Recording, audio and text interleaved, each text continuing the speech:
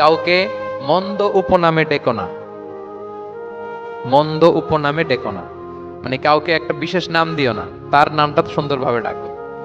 নাম বিকৃতি করা কবিরা গুনাহ। নাম, আপনি বলুন হুজুর এটা একটা কথা হইলো, নাম বিকৃতি করছে তো কি হইছে?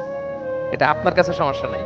ধরেন যে ওই লোকের নাম আব্দুল্লাহ, আপনার কাছে আব্দুল্লাহ এটা সিম্পল, ধুর আব্দুল্লাহ একটা কিছু হইলো, কিন্তু যার নাম আব্দুল্লাহ তার কাছে এটা অনেক দামি। তার কাছে কি? কারণ এটা তার পরিচয় বহন করে। ধরেন যে আমার নাম কি মিজান, আপনার কাছে মনে হয় আরে মিজান একটা নাম হইলো, তো আমার কাছে তো এটা অনেক গুরুত্বপূর্ণ, কারণ এটা আমার পরিচয় বহন করে। এই নামে মানুষ আমাকে ডাকে, ফলে এটা আমার খুব আদরে, আমার কাছে বড্ড যত্নে দরদের নামটা। আপনার কাছে নাও হইতে পারে। মানুষ প্রত্যেকে তার নিজের নামকে খুব পছন্দ করে। হুম। দেখবেন যে মানুষ কাগজ পেলে নিজের নামটা লেখে, সিগনেচার দেয় একটা, দেখবেন দেয়। প্রত্যেকের নামটা তার কাছে খুব আদরের যত্নের, তার নামটা আপনি সুন্দরভাবে বলবেন।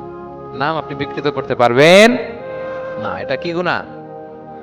সগীরা, কবিরা গুনাহ।